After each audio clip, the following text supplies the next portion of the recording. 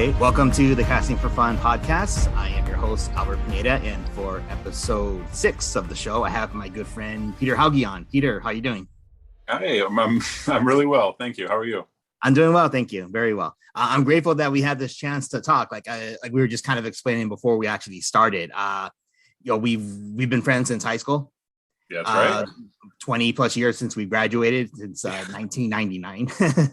And during that time, we've hung out a few times, but we haven't really really connected again and just chatted for a while like we used to do all the time back in high school. Yeah. So I'm actually looking forward to this opportunity just to do this. Yeah, no, I'm glad. I was really excited when you invited me to do this. That was a really great idea. So no, I'm thrilled. And yeah, it has been way, way, way too long. Yeah, over 20 years. Wow. Yeah. So it's customary for the show. What I like to do for all my guests is allow them an opportunity just to plug something in. If there's anything you wanted to promote, anything going on in your life that you wanted to share, talk about. I would say if I'm going to plug anything, if I'm going to take this opportunity, I'm going to plug public libraries and visit your library, go to your local libraries, public libraries, private libraries, in your schools.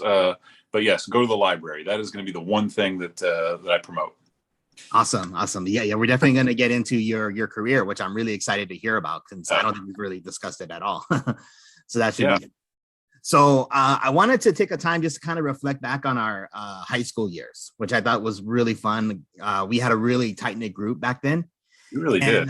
There was actually a story that happened about 2 years ago. I don't know if you heard about it. That kind of made me remember high school and particularly Dragonflix. And for those who may not know, Dragonflix was the film stage production class that Peter and I both participated in.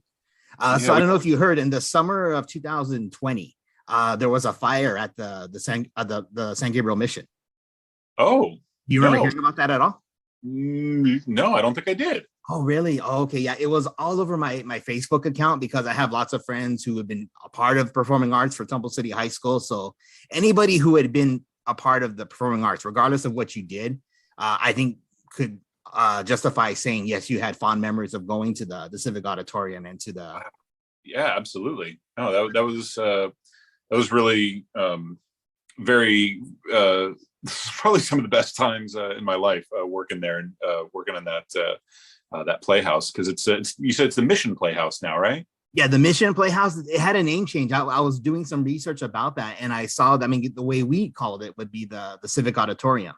Yeah, the San Gabriel Civic Auditorium. Yeah, I guess technically it's called the San Gabriel Mission Playhouse. So I acknowledge that the name change happened, but during the course of our podcast, I'm probably going to forget, just call it the Civic Auditorium. Yeah, I'll likely switch back in the old ways too. Yeah, no, those were some good times. And I remember you were always the coolest. Do you remember when we? Well, no, before we get into all that, I'll let you take it away. Sorry. Oh, no, you're fine. It's, again, open conversation. But just to finish up that thought, apparently there was an arson suspect that the police had in custody. I was reading about this in the San Gabriel Valley Tribune. Really? So it wasn't just an accident. And when I heard the story, initially, I thought, oh, my goodness, did the whole mission go up and the playhouse as well? Apparently, a fire was intentionally started inside the chapel. But fortunately, the fire department was able to get on scene pretty quickly and save a good portion. So the damage wasn't too bad, but there was some damage done. And when it happened, it just made me think of all those times that we had together in high school, all the shows that we did. Yeah, we through the course of high school. I worked 4 shows. Did you also do the 4? No, my freshman year, I didn't do Dragonflix. I was actually in sports and I wasn't very good. So through the theater group, the theater techs. Yeah, exactly. So our mutual friend Jared Kloss was actually the one who said, hey, why don't you sign up for Dragonflix? It's pretty fun. So I did that, and then through Jared, I met you. So that's right. And I hope your listeners know that you were like the coolest guy in high school because the way this class worked, they called it a class, but it was really the first job that a lot of us had because they paid us to work these shows and to be there after hours. Like we actually got a paycheck from Temple City Unified School District for the work that we would do. So after school for some of these shows, we would have to get over to the auditorium. But I mean, we were freshmen, sophomores in high school. Most of us didn't have our driver's licenses. And there was one day I remember where we had to get to rehearsal, and like we were going to be late. We had no idea how we were going to get there. Nobody's parents could take us. And you're like, no, it's okay. We'll go to my house. We'll figure it out. And we're like, what is he up to? And like, you were so like coy about it, and just like, we were thinking like, we're going to be late as hell. You're like, no, don't worry about it. We're not going to be late. And the next thing we know, we're getting into your car. And we're like, wait, what? You have your license? You can drive? And you had like kept it on the hush hush for a while until the day that we actually all needed a ride. And I quickly realized why you probably kept it a secret. It was because high school kids, all they're going to do is ask their friend who can drive to take them places. But I remember that was so cool. That was like, I think the first time like getting into a car with my friends and going someplace, which is such a, simple thing, right? To talk about. But I remember that being the first time of like being with friends and driving somewhere and feeling like, I don't know, it was really cool. So that definitely made you like the coolest guy in school. The fact that you had kept it a secret that you had your license and were able to take us to work. I thought that was awesome. Oh, thank you, man. That was I had completely forgotten about that. So that was a cool experience for us. And yeah, we got to spend countless hours at the Civic Auditorium, like you said. And then we got to serve as crew chiefs for Damn Yankees our junior year. That's right. We were co-crew chief. That was a lot of fun. Got to boss people around, and that was such a good work experience. And the school still keeps it going. In fact, you remember Mike Kidd? Yeah, he's the one who leads it now. And that's right. I heard. So Miss Dunn had officially retired several years ago, right? Yeah, that's right. And Mike took it over. And in fact, just in 2020, they were getting ready to do the musical of not Damn Yankees, of Newsies, okay. And they had actually, Mike had reached out and asked if I wanted to come down and sort of help out and go back there. So I was backstage just recently in 2020. I only did it for maybe like a day or two, helping the students get the sets together and just being another adult on hand for them. And it was such a bummer because after they had gotten everything ready to go, I think COVID hit that weekend that they were supposed to open and completely shut down the entire show. So it was such a bummer to see everyone like get it all together, just like we did, back when we were in high school, but to not actually have the final show. But it was still nice to be back there, and you'd be amazed at just how little has actually changed there. Working backstage, I mean, it has just the exact same feeling as before, which is great. Awesome. Thanks for sharing. You know what? When I heard the news about the fire, so again, the fire would have been just a few months after that. I remember thinking in my mind, oh, you know what? It's been years since I've been over there. But to check out a show sometime would be kind of fun, just for old time's sake. So we'll see if they got anything going on. Yeah, it would be cool. Did you have a favorite event or favorite show, whether it was at the auditorium or any other jobs that we did for Dragonflix? Oh boy, you can remember the most. Nothing tops those musicals, and working like long hours, eating a ton of red vines in our in the break room. I'm trying to think. So the 4 shows that I worked on were Oklahoma. That was an awesome show. Brigadoon, that might be up there for one of my favorites.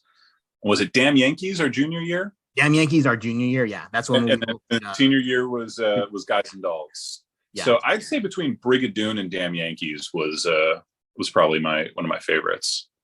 Oh, really? Oh, okay. It's interesting you would say that, because actually I think Guys and Dolls, our senior year one, was maybe like my favorite. Yeah. I don't know. I mean, it was kind of funny that for Damn Yankees, I felt kind of stressed out sometimes. Like being it was kind of harder, I thought. Not that we had bad guys. I mean, we had like, a good close-knit group of friends, and the guys would actually do what you tell them to do. But for whatever reason, I don't know if I really liked the responsibility that much. Whereas for Guys and Dolls, it was almost just relaxed. That I want to say it was Matt Calamia and Raul Leyva who were our crew chiefs that year. And then that sounds about right. So Yeah. Yeah, I remember I really wanted stage manager. I wanted so bad to like be the one calling the shots for the show, and I never got it in my senior year. And then when I finally saw what the stage managers did and just the amount of work that they put into it, I think I was happy to not have taken that role. I was like, I think just tell me what to do. Like I wanted the title more than anything. But when it came, there wasn't many students who got to have that opportunity, right? Because usually they got like, I think Lisa Kidd did it one year. I believe Lisa Kidd did it. I want to say probably Dan Yankees, which would have been her senior year. But yeah, and her and I still talk quite a bit, actually. Oh, that's cool. That's cool. I was gonna be my follow-up question if you do have any contact with Dragonflix people since graduated. Well, of course, there was Nina, who I ended up marrying. She was in the shows with us. She did. She was there our sophomore and no, that was her. Only did the one show. Yeah, just our sophomore year when she was a senior. So still keep up with her. We have 2 kids together. We're not married anymore. Actually, just started a little bit. I didn't know that, but I'm sorry to hear that. Yeah, no, it's cool. Let's see. You, her, Lisa, I guess Mike. Then a little bit. Felicia. I've talked to a little bit over Instagram. Oh, okay. Gosh, I'm trying to think. Is that it? I feel like I'm missing someone. Raul's pretty active on Instagram, so I don't know if you've seen his posts or. Yeah, I think we follow one another, but we haven't really reconnected much. Maybe just briefly. Jared, I feel like I saw a couple of years ago, but no, it's I guess not too many. I think it's kind of been the same for me. So it's definitely something I want to kind of do. Take the opportunity to reach out to people. Just hope everyone's doing well. I know some people may not even be local anymore, but just check in every now and then.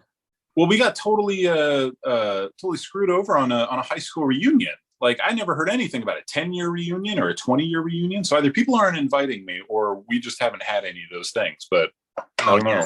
Well, to make you feel any better, I didn't know about anything either. So I can't understand what that's a mystery. We'll have to figure that out. We'll have to form our own reunion, I suppose. Yeah, I suppose that should be on our list. Yeah. Okay, so shifting gears from Dragonflix, unless you had anything else you wanted to talk about for that or high school. No, man. I would be hard pressed to remember much more from high school. To be honest. God, it's been so long. Let's. Well, I definitely want to hear about the public library, how that came about, and how you got started, what you really enjoy and love about it. Okay. So I've been a librarian since around 2013. Is about when I graduated with my master's in library science. Before that, I was just kind of bouncing around at a lot of different jobs. Did a whole bunch of stuff. I worked for Image Comics for a little while. I worked for the Southern California Gas Company as a meter reader. I worked for a startup company. I worked for Apple for about 8.5, almost 9 years. Oh, wow. As a genius in one of the Apple stores, which I'm still not fond of that name, but that was what I did for a while. And honestly, I didn't go into college right after high school. I had no idea what I wanted to get into. And that sort of indecisiveness stuck with me for a while. And so I would just sort of bounce around at Pasadena City College, taking a whole bunch of random classes and just filling out my general ed, all the kind of stuff that I needed in order to move on to a Cal State school. And when it finally came down to it, picking what I wanted to major in or have a career in, it caused me so much anxiety because every week I would pick something different. One week I was super into geology. Next week I was really into philosophy. Maybe not a week, but yeah. You know how it goes. And everything fascinated me. And when I was a kid, I was that kid who had an encyclopedia set and was always reading through the encyclopedia and just grabbing random volumes here and there and just wanting to learn about all the different things. So when it came time to sort of pick a career, pick a job, or what I thought I had to do in picking a career job. I had no idea what I wanted to land on. And I felt like if I picked one thing, I was going to end up regretting it a couple of years later, because then I'd want to go into the other thing. I knew I just couldn't bounce around for my entire life. What I started to realize was that what I enjoyed doing was looking at all these little things just randomly. And I enjoyed the bouncing around. And when it came down to it, I thought, if I'm a librarian, I could be around everything. I could be around all the different subjects and learn a little bit about everything. And that really, really appealed to me. So I went to Cal State Northridge and completed my undergraduate degree in geography. And then I immediately went into library school and got my master's in library science. For a while, I was trying to get into what's known as map librarianship, because there's basically a librarian for everything. There's music librarians, there's cinema librarians, there's map librarians. And I thought map librarian was the coolest thing. But now I currently work in the social science department. So I'm a social science librarian for the city of Los Angeles, and I work in the big, beautiful Central Library in downtown LA. Awesome. Very cool. Very cool. So how's that experience? No, that's perfect. How was that experience been for you then? And how long have you been doing the public library? Yeah. Okay. So I started with LAPL in 2013, and I was working part-time down in the history department. And at the time there was things with the city moved very, very slow, and part-time didn't really work out for me. I needed a full-time job. So what ended up happening was I got a job offer from the school that my kids were going to, this little private school in Arcadia. So I ended up leaving LAPL for a couple of years and being a school librarian for K through 8 students. And I did that for about 7 or 8 years until I just came back to LAPL in July. Pandemic sort of messed everything up with the school that I was with. There's a lot more ins and outs to that story as well. But I ended up getting back with LA Public Library and was offered a job in, like I said, the social science, philosophy, and religion department, which, as far as I'm concerned, is one of the coolest subject departments to be in, because I'm around absolutely everything: philosophy, psychology, the occult, tarot, civil rights, LGBTQ books, the law. It's just an incredibly diverse section. So I really get to tap into what I'd mentioned before, that desire to be around everything. So now I get to do that. And it's great. I'm one of those people that wakes up and is excited to go to work every day. I love that. Awesome. So this may be a little bit of an unusual question, because I believe, are you back in Monrovia, or where are you now? Yeah, I live in Monrovia. Okay. How is your commute to get down to downtown LA, or what do you usually do? What's your average day kind of look like? It sucks. I hate my commute. I mean, for a little while with pandemic, it wasn't so bad, but it takes me about an hour to drive through that downtown LA traffic, coming all the way from the suburbs of Monrovia. Take the 210, then onto the 110, that old beautiful Pasadena freeway, and into downtown LA. It's amazing. I start my mornings usually walking my dog. I live in if people don't know where Monrovia is, it's right in the foothills of the San Gabriel Mountains. So I usually see a lot of deer, a couple bears every once in a while.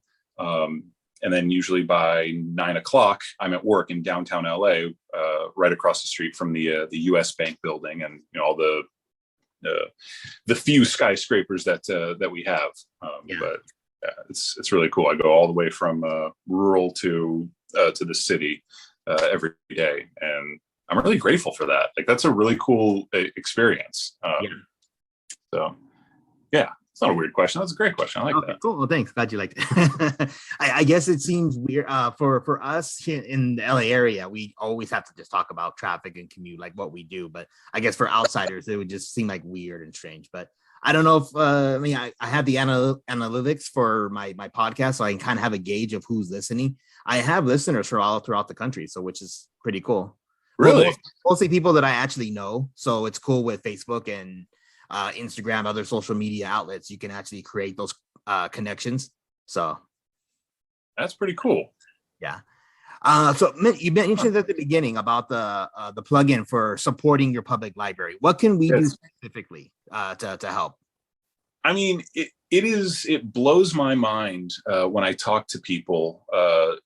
So often they all say the same thing. They say, "Oh, wow, I love the library. I haven't been to a library in years. Are libraries still a thing? Are libraries still around?" So it's one of those things where people either really use their libraries a lot, or they don't use them at all, and they haven't been into a library since they were kids. Mhm. So that's I would just say the thing you can really do is just get into the libraries and start checking out books and using those resources. Talk to the librarians, start asking them questions. There is so much in libraries as far as homework help goes. All these libraries nowadays, there's 3D printing options. Librarians are such jacks of all trades. It's always amazing the things that are going on in just about every local library. Monrovia Library, even here, just always has amazing things going on. And so it's just one of those. The library to me is just such a beautiful and wonderful place. It's one of the few places you can go to in this country where you're allowed to loiter. You're expected to loiter. You're not expected to spend any money. You're not being asked to buy anything. No one is trying to shove anything down your throat other than maybe some books and literacy. But it is, I think that's such a rare thing in this country now to have that opportunity and to have a place where you can just go and hang out, relax, read something new, check out movies, do research, learn a new skill. I mean, it's such an incredible resource that I think more people need to be using. Yeah, you also get such an interesting cross section of people when you visit a library. It's I don't know. I'm gonna. It's a wonderful thing. Perfect. That sounds wonderful. Definitely something we all should be looking to do, which is really cool. Anything else with the library? You have kids, right? I do. I have a 5-year-old daughter from my marriage to my wife, Allison, and we've just adopted an 11-month-old baby boy. Get to the library. I would say, I'm making assumptions, but yeah. I would say, I mean, there's so much for the libraries, even for an 11-month-old. There's well, I guess pandemic sort of changes a lot of that, but story times and things like that are just so many wonderful things. Awesome. My wife's the one who's really been the one encouraging our daughter to read. I could probably do a little bit better in getting her to read more, but we have tons of like children's books here. So that's something we could probably look into. Yeah, absolutely. Very cool. If you need any recommendations on children's books, let me know. Because like I said, I also did the K-8 librarian thing. So I've done plenty of story times with the little ones, which people who know me, it's always kind of a surprise to imagine me doing, finger plays and songs and arts and crafts and stuff like that. But I really loved it. Awesome. Actually, it is kind of hard, but it's cool. It's a good thing. So actually, Peter, I want to take you up on that right now. Name this maybe just 3 children's books off the top of your head that you really enjoy. Oh, wow. Okay. So try to kind of put you on the spot there, but yeah, no, that's if you've been out of the children's book game for a while, for those ages, I would definitely be looking at the author Mo Willems. If you know him, or if you're a parent who knows Mo Willems and you know all about the pigeon books, you know about Piggy and Gerald, Leonardo the Terrible Monster, Knuffle Bunny or Knuffle Bunny, however you want to pronounce it. So Mo Willems has amazing stuff out there. BJ Novak, Ryan from The Office, he does a book called The Book with No Pictures, and it is a hilarious book. I buy that is off. I just bought that for someone, and they really liked it too. So The Book with No Pictures is an amazing one. Gosh, who else? If we go a little bit older, The graphic novel game is also really, really changing. Comic books aren't what they used to be, and graphic novels have become just all throughout, just really, really popular in schools. And I'd say my daughter especially really enjoyed the Raina Telgemeier graphic novels. She does a series with titles like Smile, Sisters, Ghost, Drama, or a couple of her titles. Yeah, trying to think. Some of my other favorite children's books that I always try to read to kids. Tiny Tortilla, that's an amazing one. It's killing me that I can't remember the author of Tiny Tortilla, but I discovered that one recently and really have loved it. Oh gosh. Yeah, we're gonna end this, and then I'm gonna think of more. I'm gonna think of like 50 more of children's books that I'm gonna want to recommend. But definitely check out Mo Willems and BJ Novak. I think they're wonderful, wonderful authors right now. Awesome. Very cool. Thanks for sharing, Peter. Yeah. One more thing before we wrap up here. So what I wanted to talk about, I mean, unfortunately, we're kind of limited on time with my Zoom account. I'm looking into upgrading to a higher account so I can actually record for longer. But one more thing I wanted to ask you about. So on Instagram, I follow you and I get to see the various posts you do. It's so funny to me, all the clips you'll do of random TV shows and movies. I think just most recently there was one from The Simpsons. Which I did the Bartman. Yeah, the Bartman. That's right. So it just reminded me that back then in our high school days, we would just quote stuff constantly and just talk about stuff like that. So I was curious, what entertainment are you into now? Since I haven't really had a chance to talk to you in the last, 20 years since we've really had a chance to sit down and talk. What entertainment, movies, shows are you into? That's a tough one. Just about the whole Instagram thing. I don't think I use Instagram right. I don't like posting a lot of things about myself. I'll post a selfie here and there if I'm having a really good hair day. But for the most part, I don't tend to post a lot of personal things because I don't think anyone else cares, which probably isn't true. Instead, what I post a lot of are just little sound clips or earworms that I have, maybe bits of songs, but a lot of clips from movies are the things that I like to post. And I love it now because, like you said, back in high school, back in the day, that was like the way we would communicate, would just be in sort of in quotes and lines. It's like, hey, you want some of this milk? And just like whatever. Just whatever quote that would fit the situation.